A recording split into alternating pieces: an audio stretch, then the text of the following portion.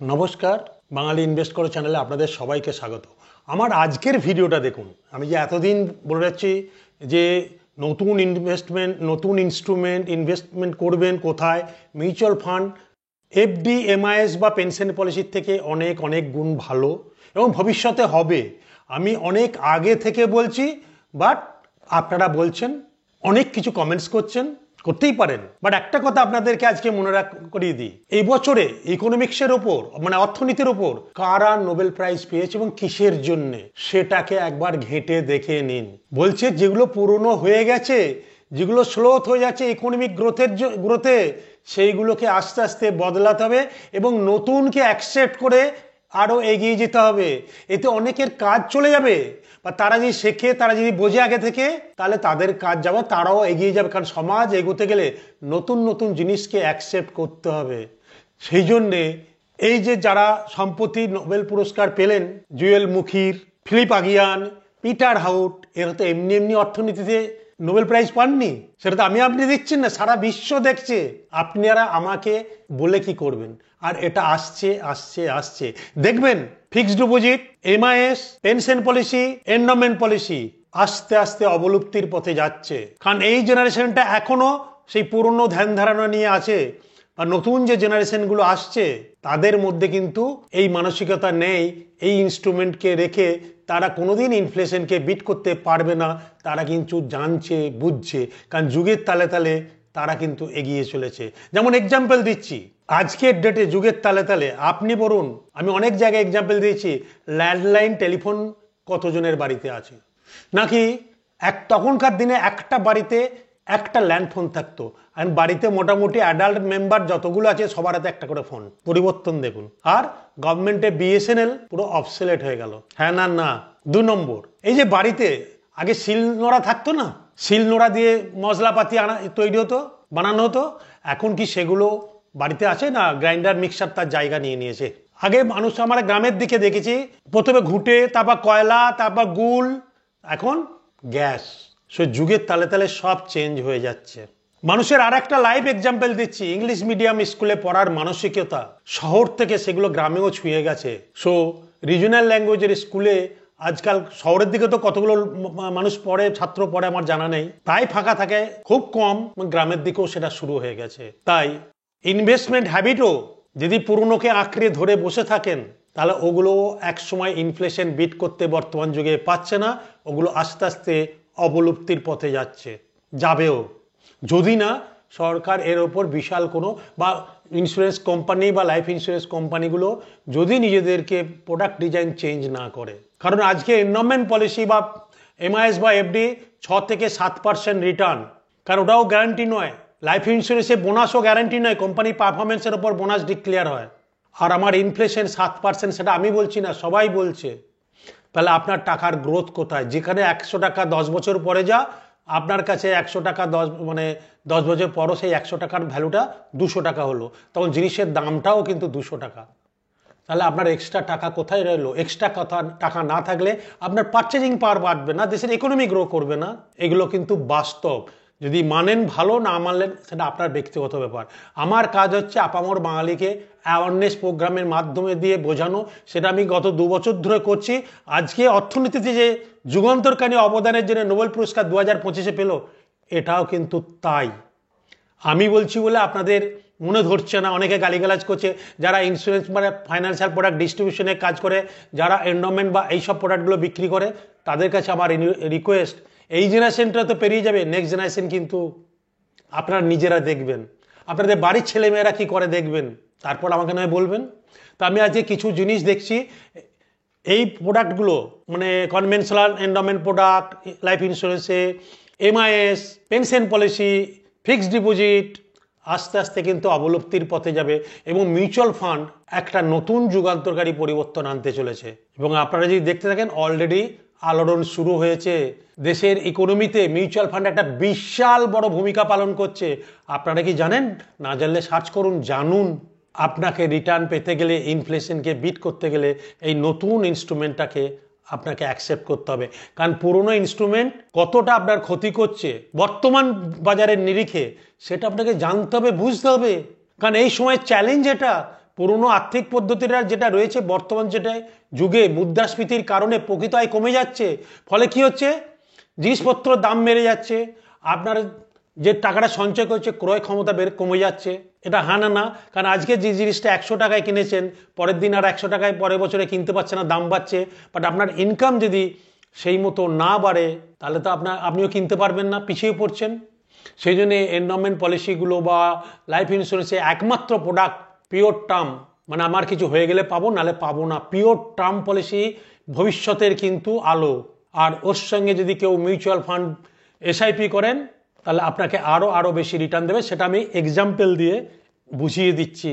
কারণ mutual fund সম্বন্ধে জানুন, বুঝুন, ভালো পরামর্শদাতার সঙ্গে পরামর্শ নিন, সে আপনাকে রথের সারথির মতো গাইড করে নিয়ে যাবে এবং আপনি লাভবান হবেন। আপনি দেখতে থাকুন, আজ থেকে 10 বছর পর আমার এই কথাগুলো মিলছে না।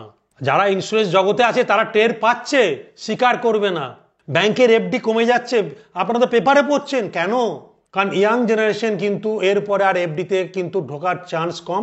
ইয়াং জেনারেশন সবাই এখন টার্ম ইন্স্যুরেন্সের দিকে ঝুঁকেছে, কারণ আমাদের জেনারেশনটা তার ইন্স্যুরেন্স দরকার নেই এখন। তো সেই জায়গাটা আপনারা জানুন, বুঝুন, সময়ের সাথে সাথে নতুনকে অ্যাকসেপ্ট করতে শিখুন। এতে হয়তো অনেকের চাকরি যাবে, বাট অনেক নতুন লোক, আজকে এআই আসছে, এআই যারা জানে না বোঝে না অনেকের চাকরি যাবে, বাট এআই নিয়ে যারা কাজ করছে নতুনদের প্রচুর চাকরি হবে। আজকে রাস্তাঘাট উন্নতি হয়েছে, আজকে কলকাতায় আপনারা মেট্রো, আগে ছিল কোথায়, দমদম থেকে টালিগঞ্জ, তারপর হলো দিকে গড়িয়া, আর এদিকে মানে দক্ষিণেশ্বর। উল্টো দিকে কি খুলে গেল, হাওড়া স্টেশন থেকে সেক্টর 5 থেকে এয়ারপোর্ট যাবে, ওদিকে গড়িয়া থেকে এয়ারপোর্ট যাবে। যেদিন হাওড়া স্টেশনে metro rail Howrah to Salt Lake চালু হলো, ট্যাক্সিওয়ালাদের হাল দেখুন, যারা উবের ট্যাক্সি চালায় তাদের অবস্থা খারাপ। বাট যুগের তালে তালে কিন্তু এগুলো ঘটবে, মানুন আর না মানুন 5 বছর আর কিছুদিন পর থেকেই টের পেতে শুরু করবেন। সেই জন্যে নতুন ইনভেস্টমেন্টকে যারা করছেন বা ফাইন্যান্সিয়াল অ্যাডভাইজার আছেন তাদেরকেও বলছি, আপনারা proper investment plan, term, health, mutual fund নিয়ে কাজ করুন, আপনারা কিন্তু আরও এগিয়ে যাবেন। নাহলে ওল্ড ইনস্ট্রুমেন্ট ধরে থাকলে কিন্তু অচিরেই বিপদ আসছে, মিলিয়ে নেবেন। কারণ আমি 10-15 বছর আগেই প্রেডিক্ট করতে পারি, সেই জন্য তখন থেকে আমি নিজেকে আস্তে আস্তে চেঞ্জ করেছি। এবং আমার মধ্যে প্রচুর মানুষ, আজকে ইউটিউবে আমার মতো মানুষ প্রচুর আছে, আমরা কিন্তু সবাই একই কথা বলছি এবং আমরা পয়সা বানিয়েছি মিউচুয়াল ফান্ড থেকে। যদি দেখতে চান, আমার অফিসে যারা এসেছেন তারা সবাই দেখেছেন, এবং গত 10 বছরে যারা ইনভেস্টমেন্ট জার্নি এখানে আছে তাদের রিটার্নটাও তারা দেখেছে। আপনারা যারা জানেন না, বোঝেন না, জানুন, বুঝুন, দিয়ে ইনভেস্ট করুন। কেন এন্ডোমেন্ট পলিসি অবসোলেট হয়ে যাচ্ছে, কেন এমআইএস অবসোলেট হয়ে যাচ্ছে, কেন ফিক্সড ডিপোজিট অবসোলেট হয়ে যাচ্ছে, আর কেন পেনশন পলিসি যেটা আমাদের রিটায়ারমেন্টের একমাত্র ভবিষ্যৎ ছিল অবসোলেট হয়ে যাচ্ছে, তার জায়গায় মিউচুয়াল ফান্ডে পেনশনটাকে কেন অ্যাট্রাক্টিভ হচ্ছে, কেন হবেও ভবিষ্যতে, সেটা আপনাদের দেখাচ্ছি। এবার আপনাকে আমি অনেক ভিডিওতে দেখিয়েছি, প্রত্যেকটা ভিডিও দেখি অনেক রকম কমেন্টস করেন, অনেক মানুষ দেখে না, জানে না, তাদের জন্য এটাও দরকার। আপনারা যা দেখেছেন আইদার ওই জায়গাটা স্কিপ করুন, আর যারা দেখেনি তাদেরকে দেখার সুযোগ দিন। আপনি কমেন্টস করতেই পারেন, একই জিনিস দেখলে সত্যিই তো একঘেয়েমি লেগে যায়, কিন্তু আমার তো কিছু করার নেই, কারণ আমার ভিডিওতে আপনারা সবাই প্রত্যেকদিন নতুন নতুন ভিউয়ার আসছে, নতুন নতুন গ্রাহক আসছে, তাদেরকে তো দেখার সুযোগ করে দিতে হবে। সো আজকের ডেটে আমাদের মতো বয়সীদের রিটায়ারমেন্ট একটা ব্যাধি হয়ে দাঁড়িয়েছে ইনফ্লেশনের চাপে। কারণ আমাদের জেনারেশনটা সন্তানদের মানুষ করতে, সন্তানদের এডুকেশন, সন্তানদের বিয়ে দেওয়ার পর মেজরিটি মানুষ দেখছে ছেলে মেয়ের ওপর ডিপেন্ডেন্ট, এবং তারা ছেলেমেয়েরাও অসহায় হয়ে যাচ্ছে, কারণ তাদের কাজের প্রেশার, তাদের সাংসারিক লাইফ, সব কিছু নিয়ে। অনেকে দোষ দিলে তো হয় না, কারণ দোষ আমাদের, আমরা যদি প্রপার প্ল্যানিং না করে একই জিনিস ছেলেমেয়ের এডুকেশন অ্যান্ড ছেলেমেয়ের ভবিষ্যৎ, ছেলেমেয়ের বিয়ের প্রতি পয়সাগুলো খরচ করি, বা নিজের রিটায়ারমেন্ট প্ল্যানিংটাকে না করে ছেলেমেয়ের ওপর বোঝা হয়ে দাঁড়াই, তাদেরও তো কষ্ট, তাদেরও তো পরিবার আছে, সংসার পাচ্ছে। তা আমি যদি আমার রিটায়ারমেন্ট প্ল্যানটাকে ছেলেমেয়ের এডুকেশন, ছেলেমেয়ের বিয়ে, ভ্যাকেশন, বাড়ি করার সাথে সাথেও সেটাকে স্ট্রং ফাউন্ডেশন করি, আমাকে তো কারো কাছে হাত পাততে হবে না, আমরা পুরো পরিবার ছেলে মেয়ে নিয়ে খুব ভালো থাকবো। আপনি করেছেন কিনা জানি না, আমি করেছি, এবং আমার কাছে যারা আসে তারা করছে, তারা করেছে। কারণ সবাই চায় নিজের আর্থিক স্বাবলম্বী, ছেলে মেয়ে সুস্থ থাকুক, সবাই প্রার্থনা করি। তাদের টাকার উপর ডিপেন্ড করে বেঁচে থাকলে আপনার থেকে অসহায় কেউ হবে না। হ্যাঁ, এক্সেপশনাল থাকবে, আমি কথা বলছি না, বাট তাদেরও চাপ হয়, বাট সেটা যদি প্ল্যানিং করি ছেলে মেয়ে নিয়ে কিন্তু একসাথে অনেক ভালোভাবে আনন্দে কাটাতে পারবো। দেখুন আমার এই ক্যালকুলেশনটা। ধরুন আজকাল যারা আমরা রিটায়ার করছি, আমি আমাদের বয়সটাকে নিয়ে বেশি ওরিড, এই ফোকাস ইয়াং জেনারেশন বলে দিয়েছি, তারা বুঝছে, তারা টার্ম পলিসি করবে, পিওর টার্ম, মূল্যে পাবো না নালে পাবো না, no return on premium on term policy আর নো লিমিটেড পে। এটা নিয়ে আমার ভিডিও পরে আসবে। No limited pay, regular pay, no return on premium, এই পলিসিটাই কিন্তু আজকের ডেটে মেন পলিসি অফ লাইফ ইন্স্যুরেন্সের। বাকি সব অবসলেট হয়ে যাচ্ছে। সো এটাকে দেখুন। ধরুন আজকে আপনি রিটায়ারমেন্টে, আমি আমাদের এজের মানুষদের কথা বলছি, সে 50 লাখ পাচ্ছেন, কেউ 1 কোটি পাচ্ছেন, কেউ 2 কোটি পাচ্ছেন, কেউ 30 লাখ পাচ্ছেন। আমি বারবার ভিডিওতে দেখাচ্ছি যাতে আমার আপামর বাঙালি বুঝতে পারে এবং তাদের যদি কাজে লাগে তারা ব্যবহার করবে। 50 লাখ, কেউ 1 কোটি পাচ্ছে, 1 crore, আমি অ্যাভারেজ ধরে নিচ্ছি, কেউ 25 লাখও পাচ্ছে, সেটাও বলছি রিটায়ারমেন্টের জন্য সময় পাচ্ছেন। তো ধরুন আমি এফডি করলাম বা এমআইএস করলাম, এফডি, এমআইএস, পেনশন, যা কিছু করুন, আপনি পলিসি করেছেন, যেখানে খুশি ইনভেস্ট করুন, আপনি 7 থেকে 8% বেশি পাবেন না, 7% থেকে 8% সিনিয়র সিটিজেন সব নিয়েই ধরলাম, আপনি ধরুন 8% পাচ্ছেন, আমি @8%, মানে 7% ধরে নিলাম, 7.5ও বলছি, 7.5ই ধরছি আপনাদের কথায়, অ্যাভারেজ পার্সেন্ট রিটার্ন পাচ্ছেন। যখন 5 বছর পর এমআইএস ম্যাচিওর হবে বা এফডি ম্যাচিওর হবে, তখন কি এই রিটার্নটা গ্যারান্টি আবার পাবেন? গ্যারান্টি না। যখন যেমন চলবে তখনকার টাকাটাকে শুধু গ্যারান্টি, এতে আপনার টাকাটা সিকিওর থাকে, এর বাইরে কিচ্ছু না। আজকে আপনি বলুন, আপনার টাকা নিয়ে এই কোম্পানিগুলো খাটিয়ে প্রফিট করছে, তারপর আমাদেরকে এটা দিচ্ছে, হ্যাঁ না না বলুন?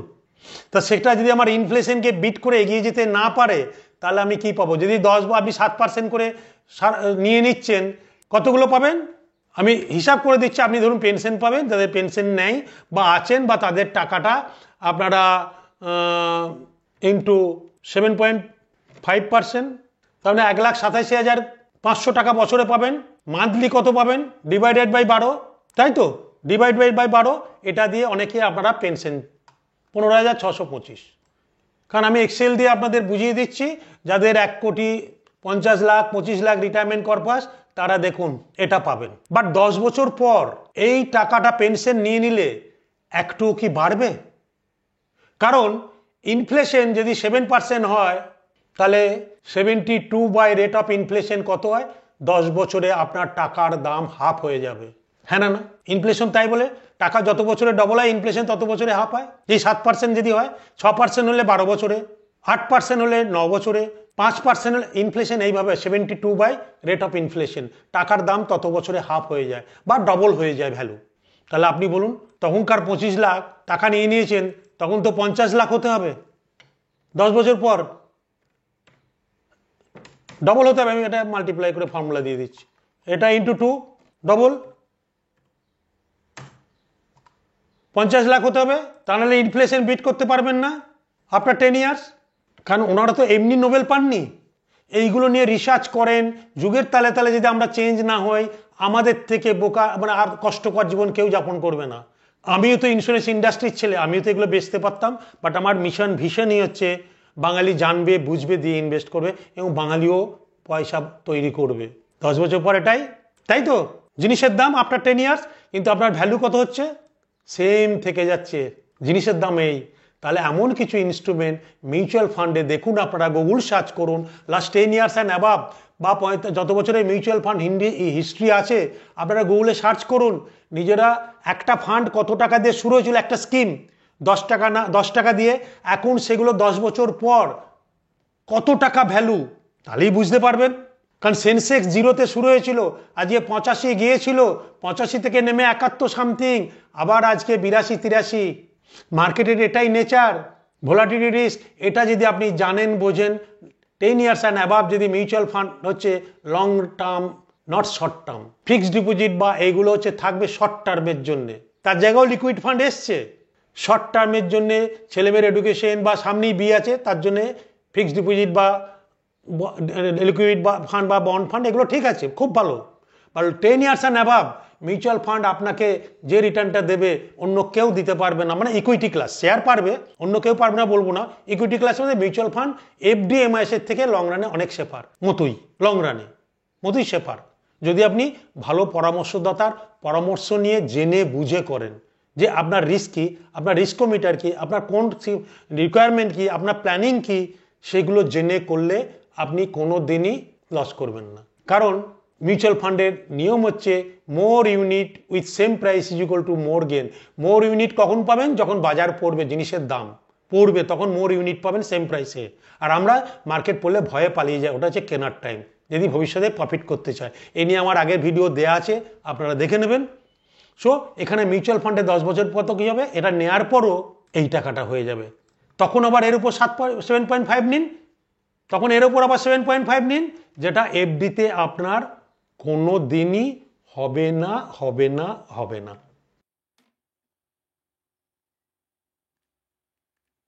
কোনো দিনই হবে না এফডিতে। তাহলে মাসে কত হলো?